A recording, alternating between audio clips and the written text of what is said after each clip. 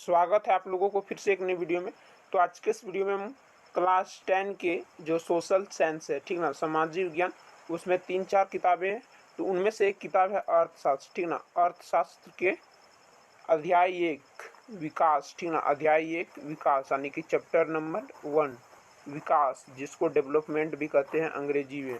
इसके VBI MSQ question यानी कि VBI मल्टीपल चॉइस क्वेश्चन यानी कि ऑब्जेक्टिव क्वेश्चन लेके आ गए हैं, एकदम इम्पोर्टेंट क्वेश्चन। तो सबसे पहले, चैनल पर नए हैं तो चैनल को सब्सक्राइब जरूर करें और कमेंट जरूर करें कि आपको किस टॉपिक में वीडियो चाहिए, ठीक ना। तो सबसे पहला जो क्वेश्चन वो है, सामान्यतः किसी देश का विकास किस आधार पर निर्धारित किया जा सकता है। पहला ऑप्शन है प्रति व्यक्ति आय, दूसरा ऑप्शन है औसत साक्षरता स्तर, तीसरा ऑप्शन है लोगों की स्वास्थ्य स्थिति, चौथा ऑप्शन है इनमें सभी। तो किसी देश का विकास किस पर आधार करता है? प्रति व्यक्ति आय पर भी, मतलब उस देश के लोग कितने कमाते हैं वो भी निर्धारित करता है, और दूसरा साक्षरता दर यानी कि कितना पढ़ा लिखा है, तीसरा स्वास्थ्य स्थिति यानी कि ये सब तीनों। तो ऑप्शन नंबर 4 जो है बिल्कुल सही आंसर है, इनमें सभी।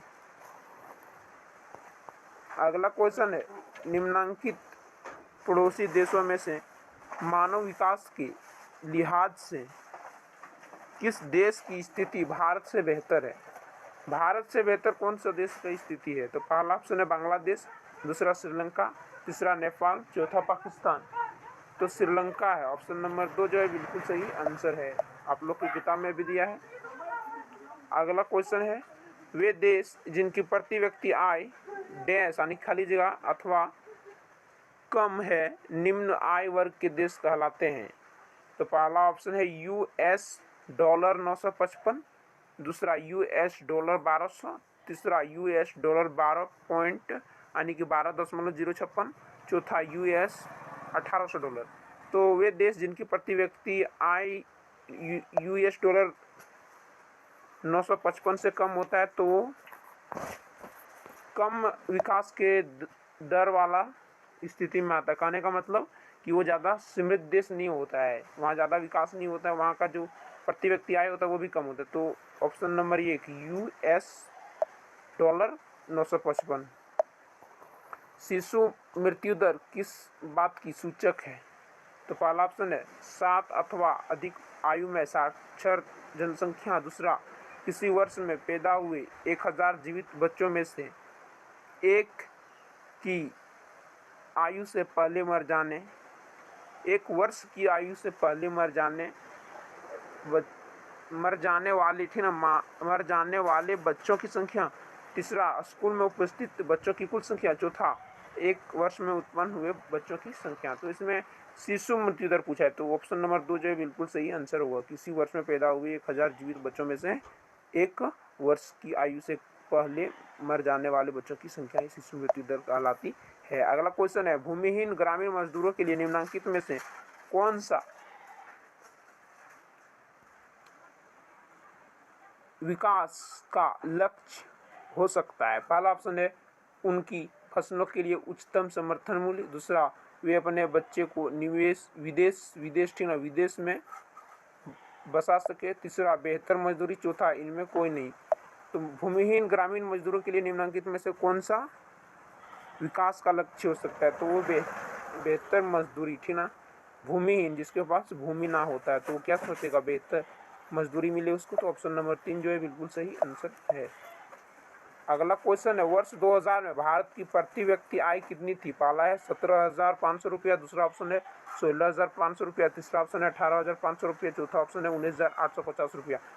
तो वर्ष 2000 में पूछा गया था तो उस समय 16,500 रुपया था, ऑप्शन नंबर 2 जो है बिल्कुल सही आंसर है। अगला क्वेश्चन है, निम्नलिखित में कौन सा देश विकास के संदर्भ में सर्वोत्तम है? तो पहला है भारत, दूसरा पाकिस्तान, तीसरा नेपाल, चौथा श्रीलंका। तो श्रीलंका जो है विकास के संदर्भ में सर्वोत्तम देश है, ऑप्शन नंबर 4 जो है बिल्कुल सही आंसर है। अगला क्वेश्चन है, निम्नलिखित में से कौन से प्रदेश में शिशु मृत्यु दर सबसे कम है? पहला ऑप्शन है पंजाब, दूसरा है केरल, तीसरा है बिहार, चौथा है छत्तीसगढ़। तो सबसे कम जो शिशु मृत्यु दर है वो है केरल में, ठीक है। ऑप्शन नंबर 2 जो है बिल्कुल सही आंसर है।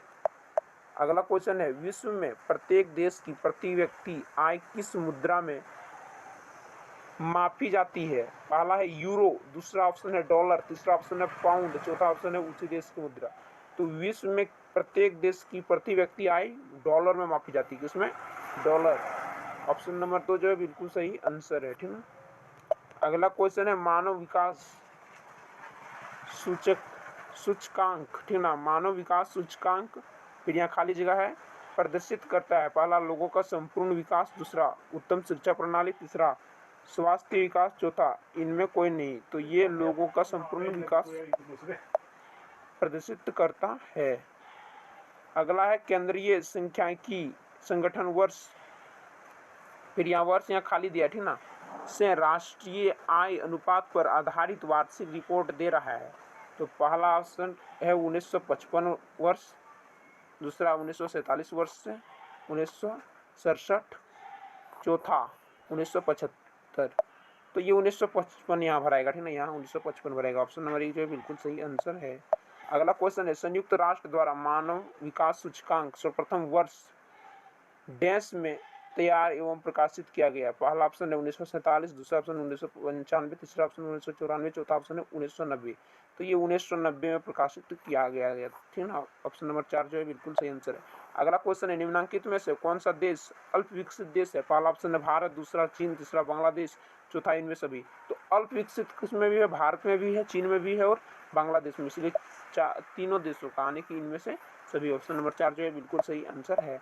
अगला क्वेश्चन है, निम्नलिखित में से किसे औसत आय भी कहा जाता है? तो पहला है राष्ट्रीय आय, दूसरा प्रति व्यक्ति आय, तीसरा है कुल आय, चौथा इनमें सभी। तो औसत आय किसको कहा जाता है? प्रति व्यक्ति आय। ऑप्शन नंबर 2 जो है बिल्कुल सही आंसर है। अगला है जीवन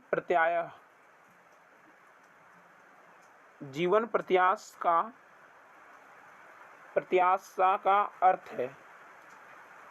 पहला है जन्म के समय व्यक्ति के जीवन की औसत संभावित आयु, दूसरा है मृत्यु के समय व्यक्ति के जीवन की औसत संभावित आयु, तीसरा है जन्म के समय बच्चे की औसत संभावित आयु, चौथा है इनमें कोई नहीं।